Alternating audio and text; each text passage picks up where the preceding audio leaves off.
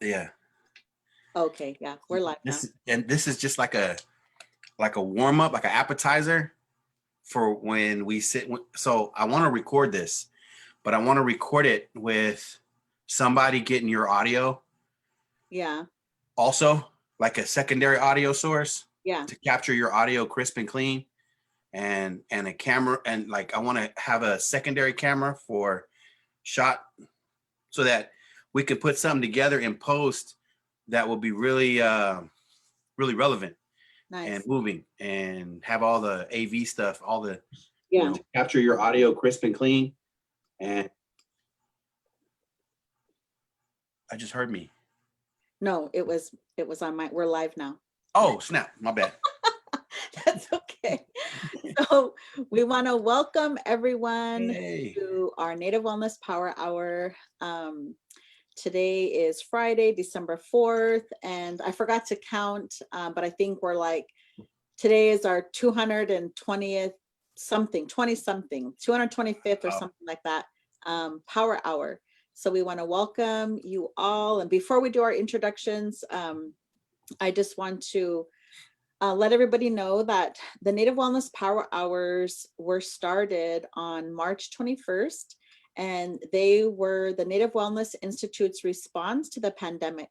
So we wanted to, do our contribution to the pandemic. We wanted to do something that would help uplift our people, because we knew that an already traumatized people would be re-traumatized in this pandemic.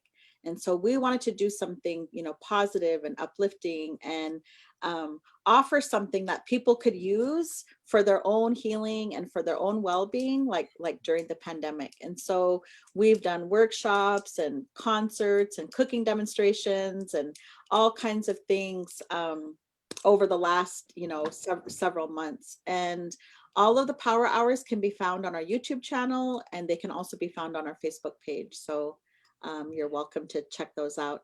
And so today, I have my good friend and brother, Marcus Guinn, who is joining me. And together we're going to be talking about lateral oppression. And so good old lateral oppression. Then my granddaughter barges in. So Marcus, why don't you take a couple minutes and introduce yourself and tell us about you. Hawaii, Jajewite, Marcus. Hello, my name is Marcus Osage, Potawatomi, Delaware, Puerto Rican on my dad's side. Just an absolute nerd, geek, lover of everything that you just said about wellness and our answer to the pandemic and the healing platform. I'm here for all of that. So I'm excited to be here. Anytime I get to visit with you, first of all, it's just that's already dope. But for us to be able to ping pong back and forth about this is really, really important. I'll probably come up why it's important, but this is something that has became a kind of a little passion point for me. So I know it's not attractive, like, ooh, lateral oppression. Boy, do we know how to party or what? Like, what are they talking about? Why are they so excited about that? Anyway. Right. Okay. Awesome. Thanks for having me, and thanks for the platform, and thanks for what you guys do. Thank you. Oh, you're so welcome. Well, thank you for joining us today. And so my name is Jillene Joseph. I am an enrolled citizen of the Aani people. The federal government calls this Grovant, from Fort Belknap, Montana. And I'm also the executive director of the Native Wellness Institute.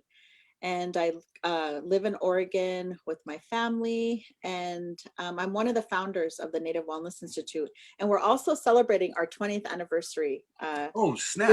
During the pandemic, during, the social revolution, during like all the stuff that's happening, we're celebrating our 20th anniversary. So we're super proud. We're super proud of that.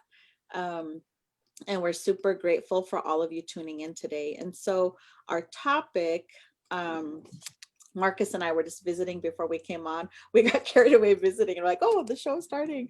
But we've been visiting for several months now about this topic on lateral oppression. And him and I actually are going to put together a video. That's what we were talking about when we went live. We're going to put a video together on lateral oppression, just to help people better connect and identify like maybe some of their behaviors or behaviors that they're experiencing.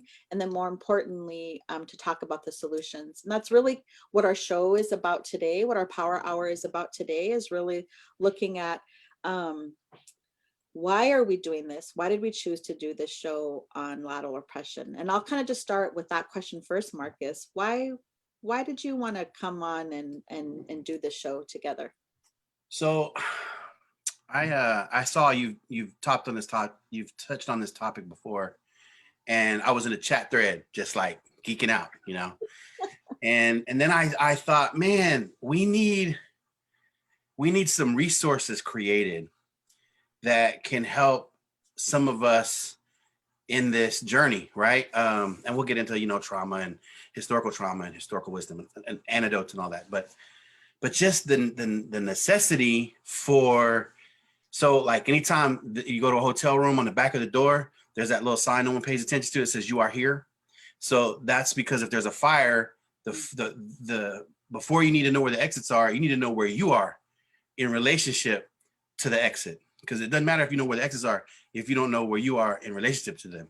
Mm-hmm. So this whole topic of lateral oppression was like, okay, one of the stepping stones toward the antidote is self-awareness, and just being aware of that happens, that sometimes, wherever I'm at in my trauma journey, that I could be provoked to go lateral at my own kind, and the ones that I should be caring about, and people that I should be in it with them. Instead, I'm trying to find some reason to come at them some kind of way.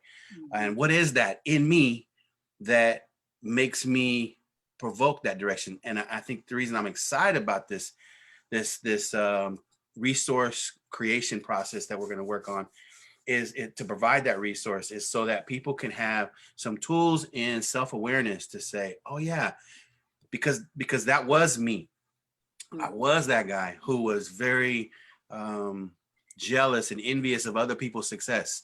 Mm-hmm. I was that guy who be like, why they gotta have that, like, and then self-reflection begins to unravel. Wait, why am I like that? Like, what happens to them in a good way, what does that matter to me at all, right? Mm-hmm. So that's why behind. Nice, awesome.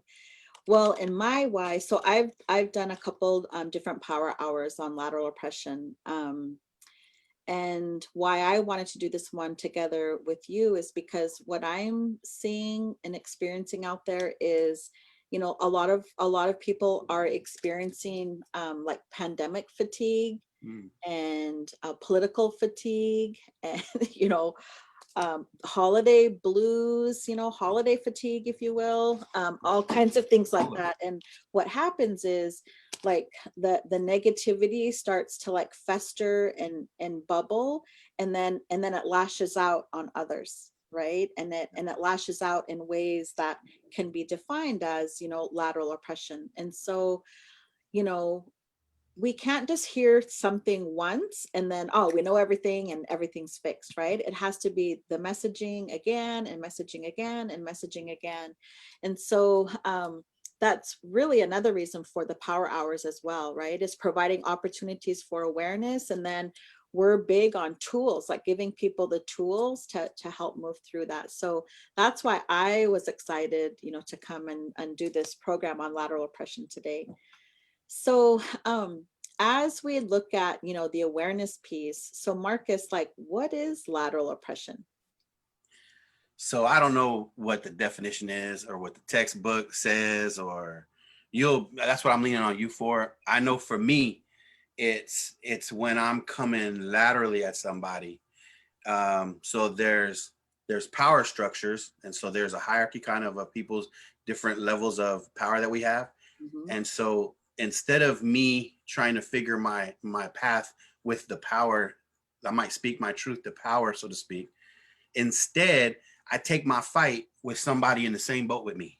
Mm-hmm. That's the example of lateral to me, right? Mm-hmm. Is me coming at my own instead of working together to. So there's that old saying.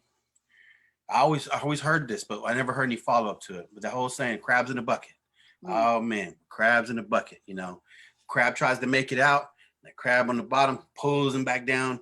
Says, "No, I'm not gonna let you get out." You know, and I was talking with someone recently. Man, I wish I could remember who it was.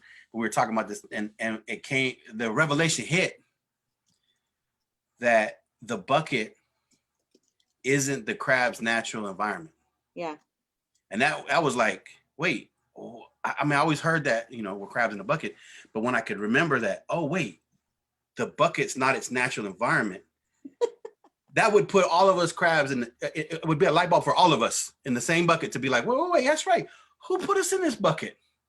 Why in the heck? Now we could maybe mobilize and work together to get back to what's natural for us, because that's not our natural environment. So let's all work together to get out, so to speak. Anyway.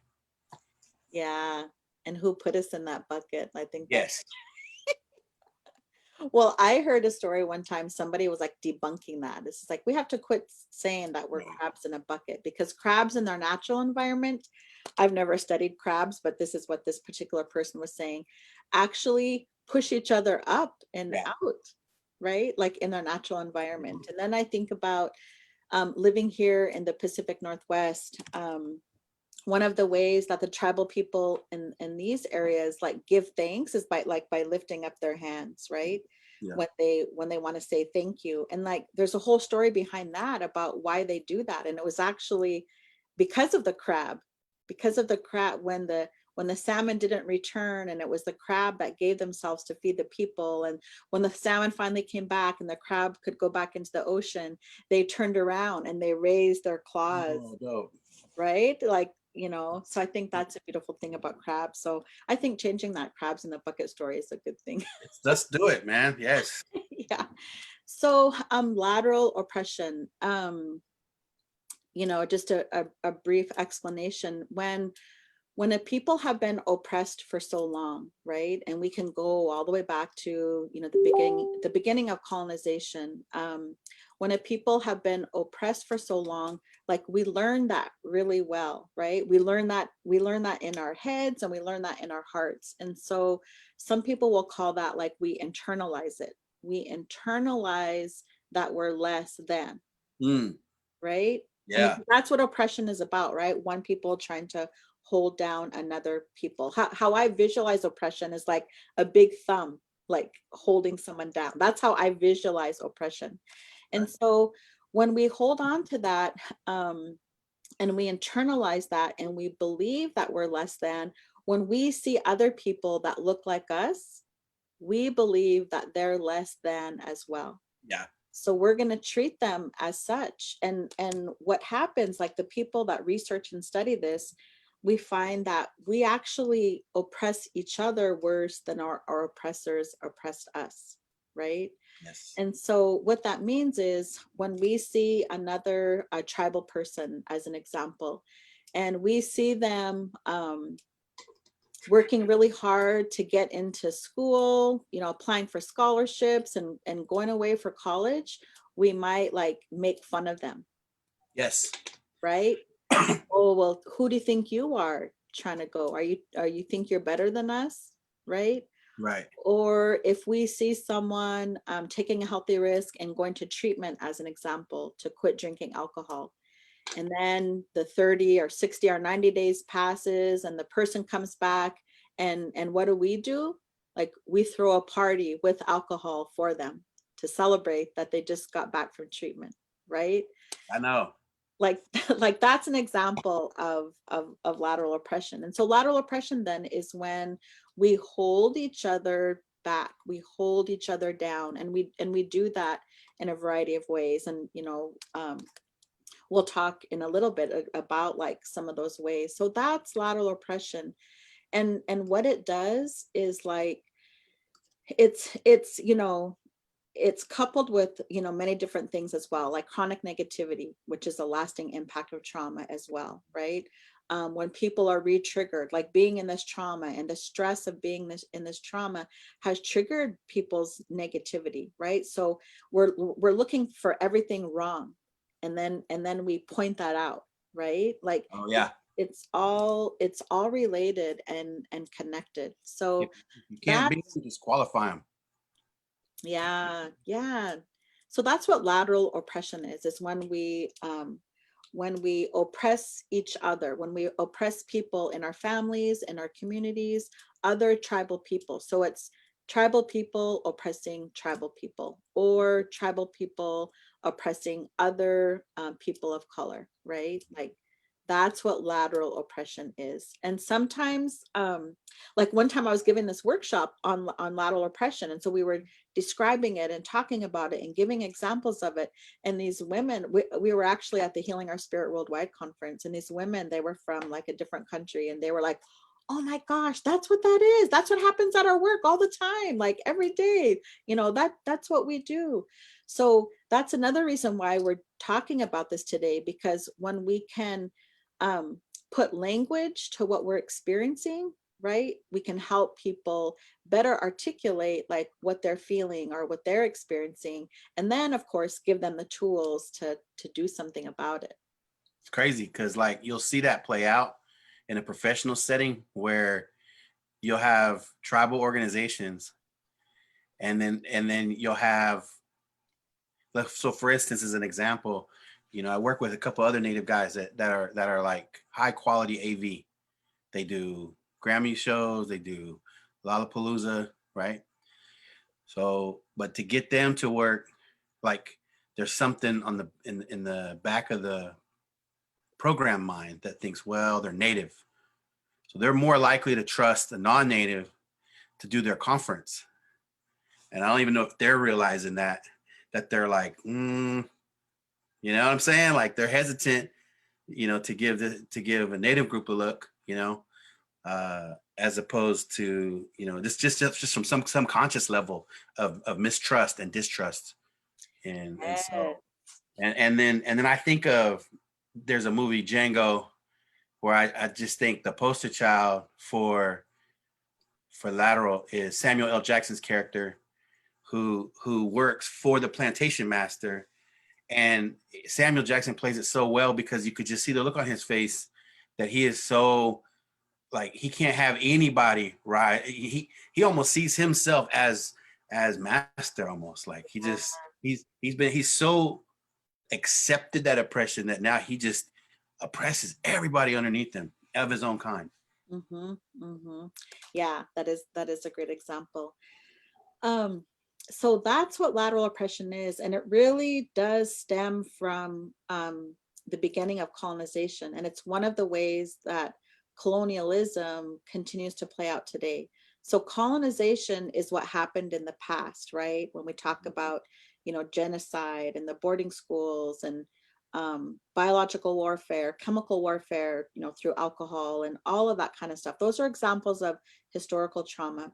But that trauma continues to trickle down today. And one of the ways it continues to play out today is through lateral oppression. So it's one of the ways that colonialism, continues today. So colonialism is another ism, just like racism and classism and sexism, etc., all the other Right. isms.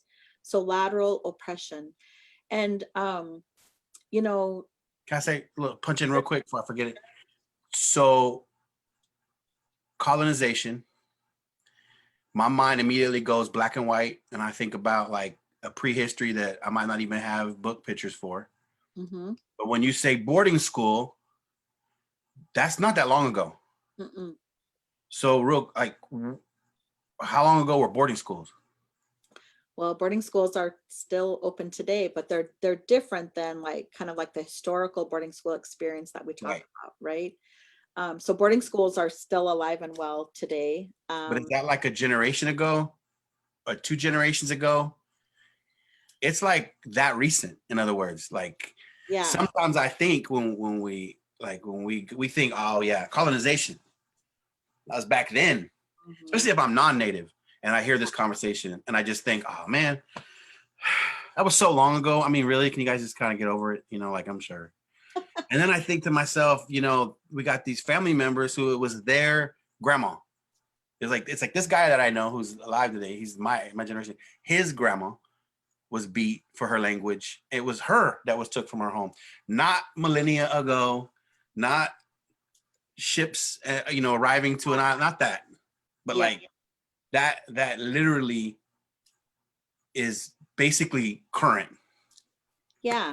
Well, just a couple days ago, Robert and I were doing a training, and we pulled up this slide on this PowerPoint, and it was a letter from a boarding school from a Catholic priest that was selling Indian kids for $10. I saw that. That was in 1952. I mean, that's what I'm saying. Okay, Yeah. like that's why. Okay, I see. So what colonization and all the things that happened are examples of historical trauma, but what historical trauma lends to is intergenerational trauma. So it's the trauma that keeps happening over the generations, right? And what happens is, you know, lateral oppression has been happening over the generations, and we see it and we feel it and we learn it, and then we repeat it, right? We repeat it. And so what's happening is, because of, you know, people are talking about, I mean, decades, my mentors have been doing this work since the 1970s, right? Trying to bring this awareness and trying to connect trauma to behavior, and then trying to like help our people understand that healing is the answer to trauma, and then helping our people like have the tools to move through this, right? And what's happening, especially like with our younger generations are getting tired of lateral oppression, right? Yep. And they oftentimes experience, so for example, we all say how much we want to invest in our young people, right? We all say, you know, we want them to get educated culturally, we want them to get educated academically, and we all say we want to support them.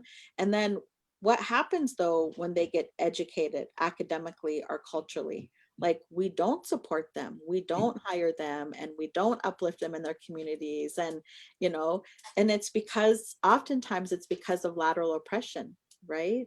Yeah. And so our young people are what I see and experience anyway, is they're doing their own work to make their own change and to create opportunities for themselves, right?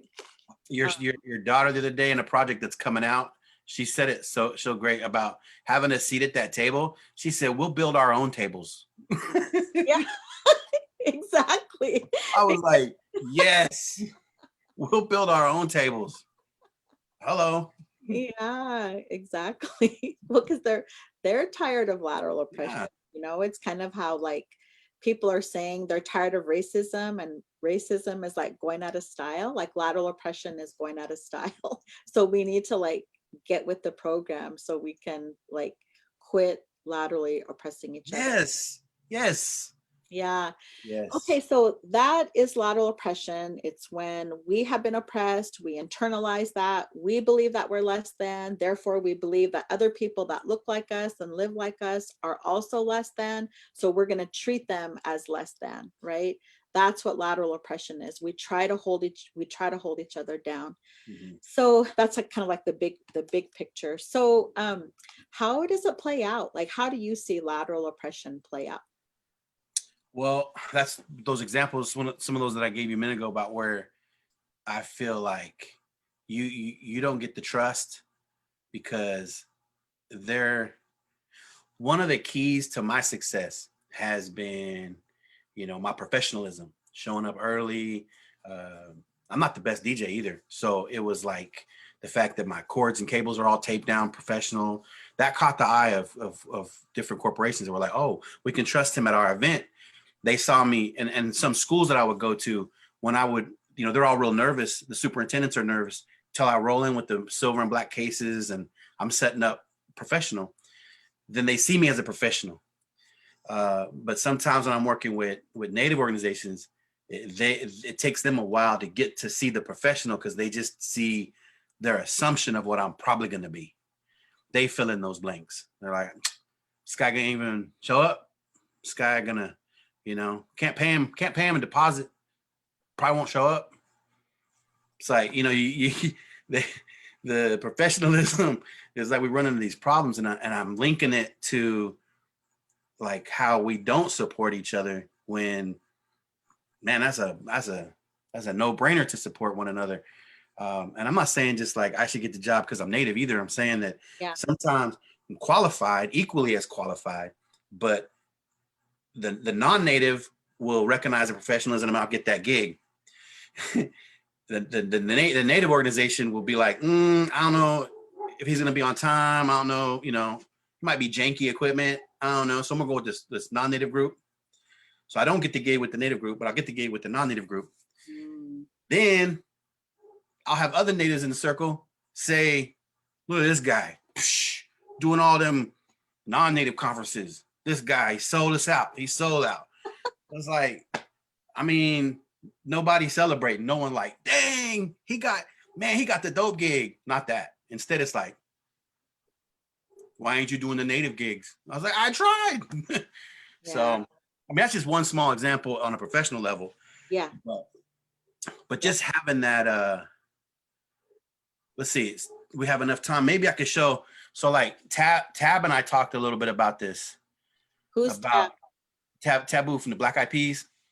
So Taboo and he's on one of my shows episodes, and we talked about this danged if you do, how it plays out in the danged if you do, danged if you don't situation. So if you don't mind, I'll play like 3 minutes of that. Well, before that though, can you just tell us about your show? Like, what is your show and when is it? And how can people access it? So I started a one-on-one with MC1. So that's me sitting down with people you know in Indian country or should know. So it was just an idea. I was like, I had pandemic time, had time on my hands. What can I do with what I got where I'm at? So I did 3 episodes just to try to learn to self-tuition myself. So I sat down with DJ Tribal Touch from NBA. I sat down with Superman, sat down with Tab, and did 3 episodes as just kind of a feeler out to see if this is something that I wanted to do. And I think I'm in talks right now with a few people that I think help put it out. So nice. That may be. I mean, hopefully, turn of the year, this may be something that I do regularly. So nice. It's one-on-one with MC1, where I sit down with people in Indigenous America that we know or should know. That's the key. Awesome. So one of those episodes is with Tab, and we talk about just what it's like when he has to sit through. I'll let it explain itself, but it's having to deal with that in Indian country when you're trying to do good things and we get clapped back for it. And let me know if you can hear this too. We didn't test earlier because we visited and all that good stuff. I'll start it and tell me if you hear it. Okay. Dang if you don't. When you try to do good work, turn it up a little bit. Somebody who wants to clap back or have something to say, or remember back in the day with the mad rapper, he's always mad no matter what. I know every time we try to do something positive, there's an equal opposite force that wants to maybe sometimes come back at that. Some people don't know behind this. I'll go ahead and set you up in the setting of a lot of the big systems in place that are going through a change right now. We're at the tipping point. I think for the first time in a long time in this country, where we're at a transition point, and places like Nike, places like the NFL, places like FedEx, these major corporations.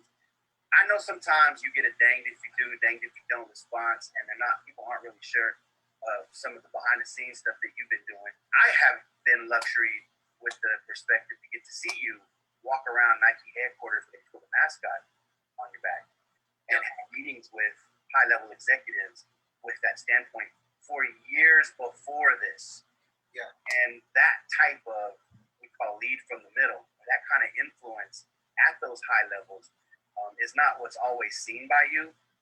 And so how do you manage when you're trying to do good in the earth and you have to hear, some clapback for the positivity you're trying to bring? Well, a wise man told me to just find the mute button. I remember a wise brother, he pulled me to the side over a phone call, and he's like, "Yo, sometimes you gotta put the mute button. You can't answer every question. You can't, you can't solve every, problem. Yeah, you want to be part of the solution, but if you really don't have control of it, like how can you really be the answer to it? You could be part of finding solutions and championing it, but sometimes you get hit with all these negative frequencies that you have to push the mute button. But for me, it's like, I love what Nike N7 stands for. I love the brand. I love what Sam McCracken and Izzy are doing up there to help Indigenous youth, and what it does for tribal communities. So on that end, I'm all about that. When it comes to the other, overall brand, and are they right? No, I don't agree with a lot of things that they do, and that's not my business because I'm not part of that boardroom. Can I affect change? Maybe if I position myself and find the right people. And I feel like we've been doing a lot of work being a voice. I like how that we're not monolithic in our viewpoints and one way with our beliefs. So I like how you give room to be both. That you can be for a program like N7 that $7.5 million not here dollars went to Indigenous communities to actively support. And at the same time, you can also ask a Washington football team to change their name. So yep. you can be both of those things at the same time. So what's crazy is we filmed this before the Washington team changed their name. I can still hear you even though my camera's not on. So I'm gonna switch my battery real quick, but I can still hear you. Oh, okay, cool. Well, I just kind of looked at some of the comments on here. So there was a comment about, what about eliminating people by not having their caption on? So the ones who cannot hear the good medicine to heal.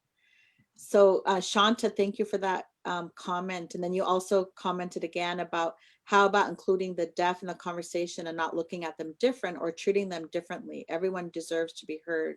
So definitely, we were trying to do captions. At one time they were coming on and then something happened and now they're not coming on. So I apologize for that. I did make a note and we will definitely work on that. It certainly wasn't intentional to lateral or press, but thank you for that.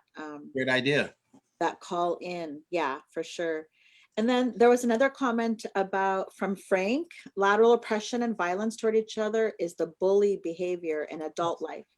In work life, family life, college life, our friend circle life, we all have bully in us and we all have been bullied.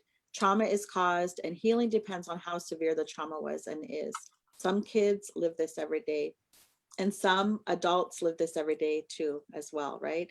Bullying is a form of violence, and lateral oppression sometimes is called lateral violence.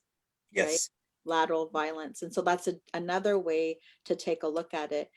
And I think another way that lateral oppression plays out is, for example, when people work on their own healing and they realize that culture for them is like the answer to all kinds of things, and they may try to learn their language and right. They may start to practice speaking their language, right? Yep. They've gone through their own cultural pain and shame, and then people will try to bring that pain back by shaming them, right? Oh, you didn't say that right, you're saying that word wrong. Yeah. Or, oh, what are you doing trying to go to ceremony, trying to be a big Indian? Oh, who do you think you are? You think you're better than us? Like, those are all examples of how lateral oppression comes out, right?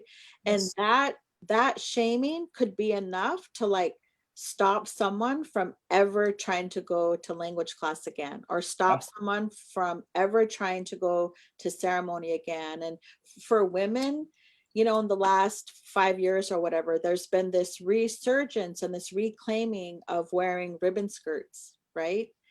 And in that movement, like lateral violence and lateral oppression came out, and people call it like skirt shaming. like skirt shaming. So giving another woman a look if they were somewhere and they did not have a skirt on. Oh. Right?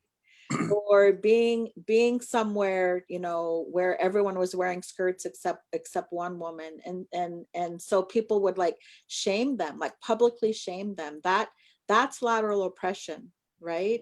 Right. And so the anecdote to that, then the response to that was teaching women, when you go somewhere, you don't just take a skirt for yourself, you take a skirt for other people too. So if someone forgot their skirt or doesn't have the means to make one, you give them one, or you lend them one of yours so they can wear it. Especially if you want to be that way about it.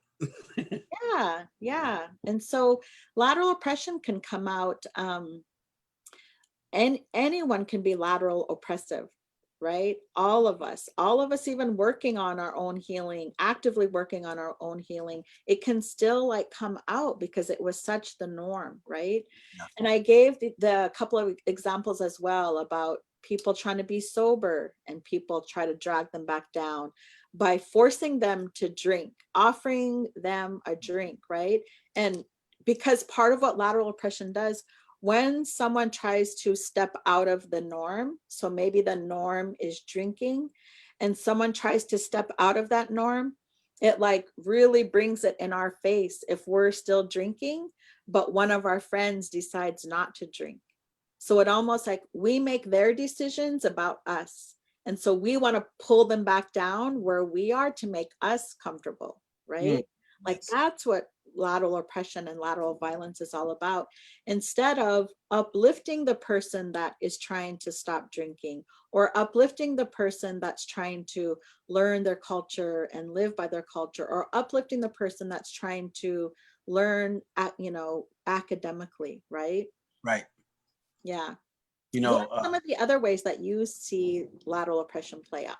well, one of our sisters, Prairie, that works with Heads Up Able, we were communicating about this the other day. She was saying that one of the silver linings is this only comes up because some of us are making it.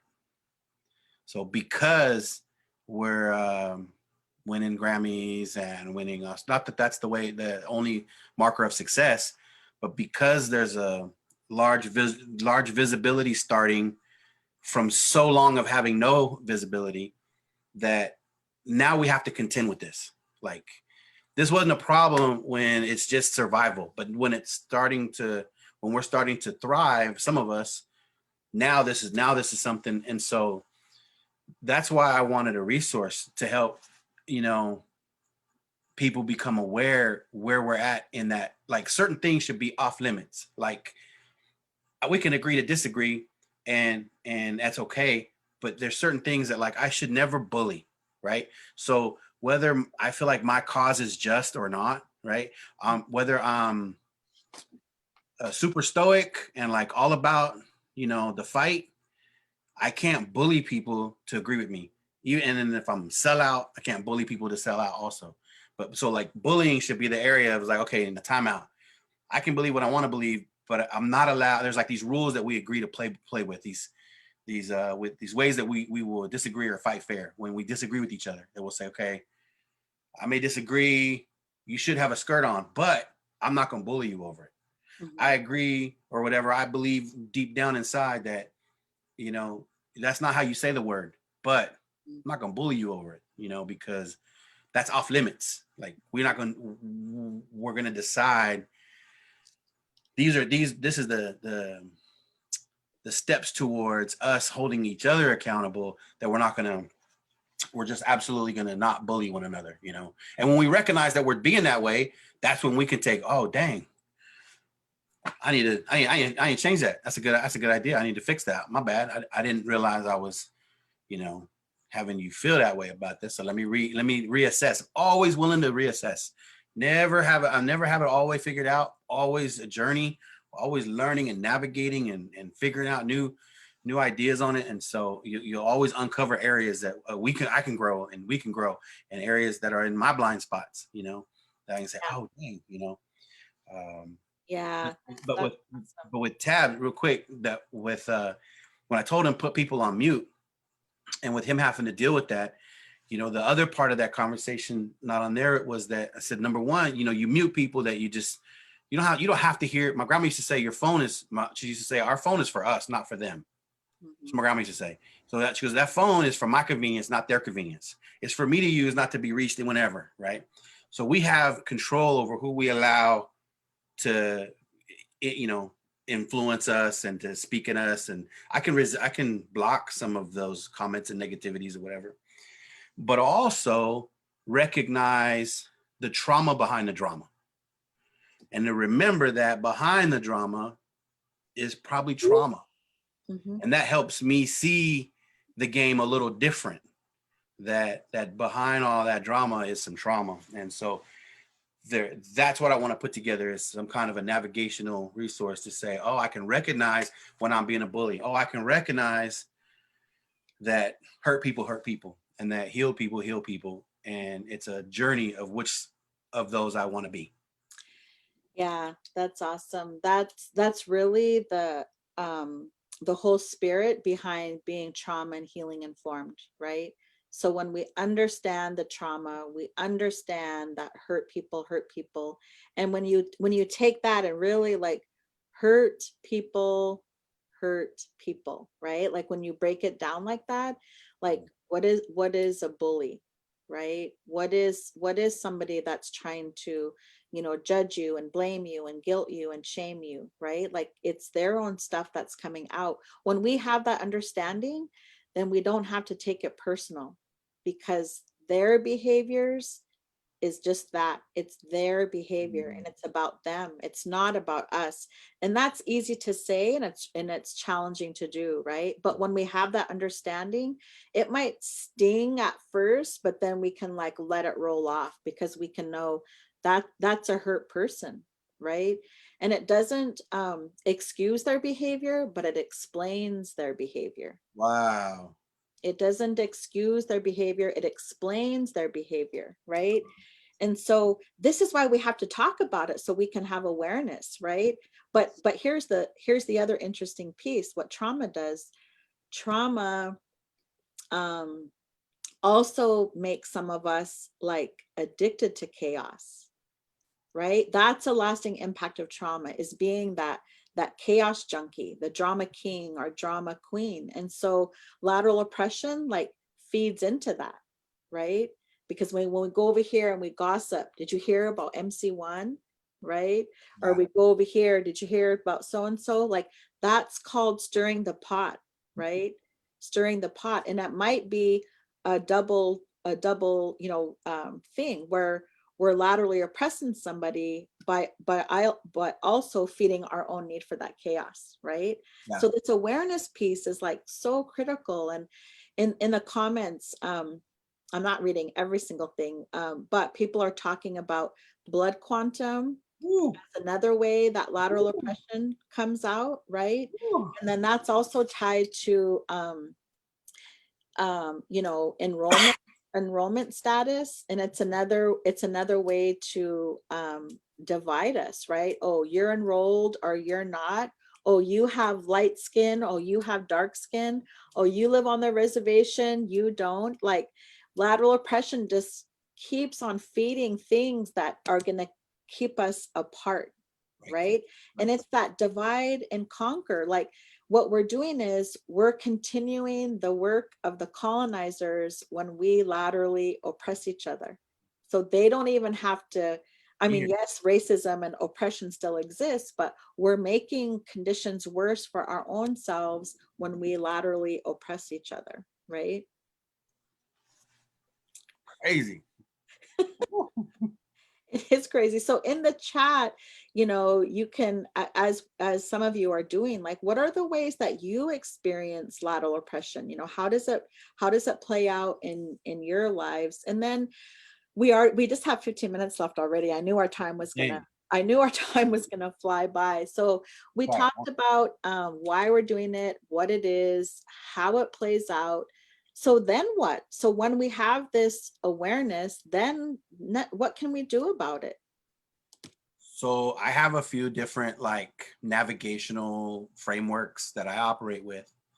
that try to help me navigate. One is I look for the trauma behind the drama. Mm-hmm. And one of the other tools I have is that I think whenever I'm going to confront, or I need to confront, confrontation has a requirement, a prerequisite. I filter confrontation. I don't just confront. So I respond instead of react, right? I don't just react. Oh, you, right? Mm-hmm. So I have a filter first when it's time to, if I need to confront or not. And that's, my filter is personal versus principle. Mm-hmm. So I'll filter whatever wound I had, or whatever comment it was, or whatever it was. Before I lash back or answer back, I first filter, is this personal or is this principle? When I'm gonna, is my reaction based on me being hurt and I'm just gonna lash back at you? Mm-hmm. Or I have to sift it first.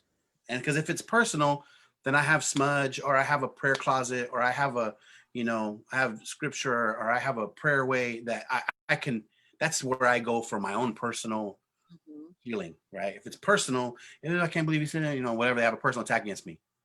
Okay, well, I don't have to respond to that. I don't have to react. If I'm going to respond, then I need to be calculated about that. I sift it and get the personal out of it first, because some stuff stings. Some stuff you're like, you get your feelings hurt. It's just real. You get your feelings hurt and you want to just hit back. And so I sift the personal out of it. And if at the end of sifting it, I still have a couple like principles that I go, this needs to still be addressed. Not because I'm personally hurt, not because I'm some kind of way, but I've already sifted that. I already prayed for you. I'm already good. We're already over that. Yeah. But going forward, there's a few things that still stand out. And so I only confront on principle. I don't confront on personal. That just kind of helps me. And then lastly, I really try to watch myself between scarcity and abundance on my mindset. Mm-hmm. So I know that it was part of that oppression was to remove my ability to have abundance. Mm-hmm. So that put me in scarcity mode, reservations, rations, limited supply, scarcity, right? Scarcity provokes all these insecurities. So that scarcity mindset makes me worry about who gets gigs and who doesn't, who gets conferences and who doesn't. Scarcity mindset's worried about this limited supply, and I might be without, I might lack. Mm-hmm. And lack is like a cancer that eats at my security. It makes me insecure. It makes me worried and makes me over controlling. Even in my relationships, I would be controlling. Where you going? Why you wearing that? Who you trying to impress? See, be real controlling, because I'm worried about lack. I'm worried about loss. I'm worried about scarcity. But if I remember pre all this, I know I don't speak for all tribes and we weren't all this one big, utopia. Yeah. But one of the things in common was this in our DNA of being stewards of abundance. Mm-hmm. And that abundance is part of, on a DNA level, kind of who we are, that stewarding of abundance. So the mindset, it has a switch from being scarcity minded to being abundant minded. Mm-hmm. And that's what I love about what your daughter talks about, in that not just historical trauma, but instead also historical wisdom is also accessible. Mm-hmm. That's the counterbalance, right? And so that it's all how I see it. My perspective is important. That's the only thing I have control over. I don't have control over what someone's going to say about me, do to me, whatever. But I do have control of my perspective, which is always evolving. And that's how I refresh it, is say, okay, am I going down the route of scarcity minded, or am I viewing this with abundance, knowing, you know what, there's enough out there for everybody. I just got to figure out what my lane is and where I need to be, mm-hmm. and what role I need to play, because I might need to switch up what I do. I might need to be creative on my end. As rivers will change, I might need to move my camp to where the river is now. So change isn't wrong. Change isn't a bad thing. Mm-hmm. But I need to be self-reflective and ask myself, even though it might look scarcity because the river moved, I can move and go where it's still abundant. It's still out there. There's still a river, right? So that has been crucial for my framework as I navigate that. Nice. See the drama behind the trauma. I don't confront on personal. Wait till it's principle, and then just relax into the abundance. that helps me in closing. Sorry, I know we got 9 minutes. No, it's good. That helps me celebrate other people. Mm-hmm. And that was a key gear change for me, was when I saw that there was enough for everybody to relax. I remember having a conversation with one of my sisters, and she was like, didn't you worry when certain people got conference gigs? And I was like, no, not since I switched my mindset. No, I just felt like that must not be where I was supposed to be that day. Like we're okay. There's enough for everybody. Like, Yeah. I don't have to worry that you ate. Like, I'm happy for you. Like, like that should be my gut reaction now, is instead of thinking, how does this negatively apply to me? Man, this is good for all of us. Yeah. So celebrate the win of others. Yeah. Awesome. Yeah. I love that. So how I deal with it is, of course, I come from that trauma and healing lens, and that helps me to better understand behaviors, right? So I don't have to take it personal. And the other thing is my own healing, because healing is the answer to trauma. So when I work on my own healing, then I know that I'm not less than anybody else, right? I know that I am awesome. But in my healing, what it helps me also understand is that you're awesome too. And so is everyone else who's tuning in today. And so is everyone else that I live with, and my friend circle, my family circle. Like everyone is awesome. And in my world, there's enough room for all of us to be awesome. Right. And there's enough room for all of us to be awesome. And I want to live with awesome people. I want to be in relationships with awesome people. I want to work with awesome people. I want to dream and vision and plan and with awesome people. So I want everyone to be awesome, right? So when I have that mindset, then that helps me to uplift other people, right? It helps me to uplift other people. And I also want people to like experience healthy relationships. And when we have healthy relationships, we can do things like healthy collaboration, right? And we can all be successful. I think I used this example on here before, but years and years ago, there was a native person doing this kind of work. And he wanted to interview me for something. And I caught right away like what he was trying to do, and I wasn't gonna stand for it. He was saying, well, don't you think the other people that are doing this similar work are your competition? Like that's where he wanted to go in this wellness, article he was writing. And I said, no, like, I don't think there is competition, because I don't think there's enough of us doing this type of work for the need. Like there needs to be more of us, in fact, doing this work, because we're certainly not meeting all the need that's out there, right? Like there needs to be more of us doing this. So when people want to do this kind of work, heck yeah, we're gonna help them and uplift them, and all of that kind of stuff. So that's another way that I look at it. And then the other thing that I do is, there's lateral oppression and lateral violence, and there's also lateral kindness and lateral love, right?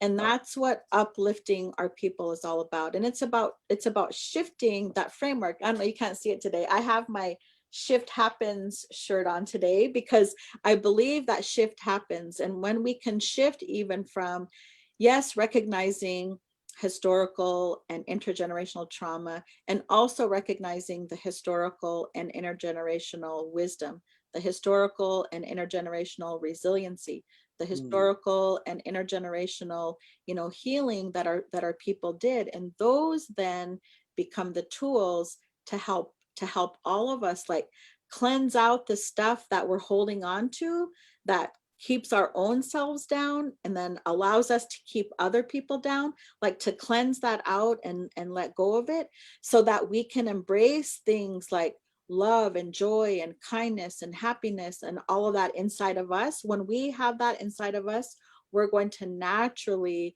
bring that out in others. So those are some of the things that I do, like in response to lateral oppression. I really love lateral love and lateral kindness. Woo, lateral love. That's the next shirt. I need that shirt. Yeah, there's actually there's some people up in Canada that they kind of have a little movement going called Lateral Love, and it's in Oh, response to lateral oppression, the lateral oppression that's happening in their communities, and just helping our people turn it around. So yeah. we talked about one of the lasting impacts of trauma is that chronic negativity, right? Mhm. Always looking at the world through these cracked glasses where, everything is wrong and, all of Yeah. that. But what if we like cleaned our lenses off and we look through the world, um, you know, in a good way, right? We looked at the world where, there is joy and kindness, because whatever we're looking for, we're going to find. Mm. So if we're trying to find something wrong, we're going to find it. If we're trying to find something right, we're going to find it. And that's our choice, right? And so I choose to look for the good. Man, dang, that's dope. Right at the buzzer too. Look at you. Look at you. You hit the dismount. Boom. Bam. Perfect timing. My I back, can't read. my backhand spring. I can't read any of the comments, so I don't know what they're saying or anything. So I trust you for that. But that was right on the money. Yeah, yeah. So we have 3 minutes left. So what are some closing comments that you'd like to make? I think what 3 minutes is like. First of all, thanks for letting us talk about this. I'm looking forward to our collaboration and putting something together, Mhm. um, in digital form, so we can just push this lateral love out there even further. Mhm. Um, the idea, in our family, we had talk about our filters, that we all have a filter in which we see through, and that sometimes our filter gets dirty, and Mhm. then we see stuff on people, and it's really not on them; it's on our filter, and so we have to readjust our perspectives. So that was a good example you made. Um, but I think for the most part, I just encourage people to seek the good in others. It's out there, like you said. What you look for, you find. Whether you're looking for good or looking for not, what you seek, you will find. So let's look for the good in others. I'm with that. I'm here for that. Awesome. Awesome. That's good. Well, my final thoughts. Sometimes we have to let go of some of the stuff that we hold on to, that doesn't serve us in a good way, right? And some of that stuff that we hold on to that doesn't serve us in a good way might be things like our own shame about whatever, all kinds of things. It might be our own guilt about whatever, all kinds of stuff. It might be our own rage and anger about all kinds of stuff, right? It might be abandonment because we got put into foster care, as an example, right? I mean, just tons and tons of stuff that we hold on to, right? It's that baggage, it's the invisible baggage that we hold on to that sets us up in a really good way to act out on others in a really hurtful way. And so sometimes we have to let go of that stuff, right? And we can let go in many different ways. And And it's so freeing. it's so freeing. Like that's what healing is, right? That's what Yeah. healing is. And it's funny because another way that lateral oppression plays out, like especially, I've been doing this work for over 35 years, right? Yeah. Long time in Indian country. And it still happens now, but not like it used to. But people would make fun of people like us doing this kind of work, right? Oh, here comes those touchy-feely people, Oh, what are we gonna do? Stand in a circle and hold hands and sing kumbaya? Like those were actual things that people would say, right? So they would make fun of people like us. And so when I learned about trauma, like I didn't take it personal because I understood where they were coming from, right? Because one of the things that trauma does, the unspoken rules of don't talk, don't trust, don't feel, right? And then what are the things that we need to do to heal? Like we need to talk, we need to trust, and we need to feel. So it's like understanding those kinds of things. And so someone's already saying, can we get a part two already? So Yeah. yes, Let's, let's do a part two. um, So we want to leave with lateral love and lateral kindness, and to really encourage everyone that's tuning in today, like to practice that this weekend. How can you practice and give some kindness to another person, right? Even starting with yourself. And then we want to remind people that the power hours, we're on every day, 5 days a week. We take a break on the weekends, but Monday through Friday at noon Pacific time for 1 hour. All of our programming can also be found on our YouTube channel, the Native Wellness Institute's YouTube channel, or you can scroll our Facebook page. We're also selling our shirts. We have Shift Happens. We have Healed People, Heal People. Healing is a verb. We have different shirts. Get your well on. Get your well on my shirt. Yeah, get your well on. And then we have a bunch of others. We're gonna do one that says you're on mute because of all of our times on Zoom. So that one will be coming soon. But all of our shirts are on our website, nativewellness.com. We do also want to thank Nike N7. Nike N7 has sponsored the Native Wellness Institute, and because we're in a pandemic, they're helping to sponsor some of our work on the power hours, and we're grateful to them. And we want to thank each of you for tuning in, taking your hour with us, and we hope to see you next time. So thank you so much, Marcus. This was awesome. And let's do it now. Someone's saying a part 2 and a part 3. Yes.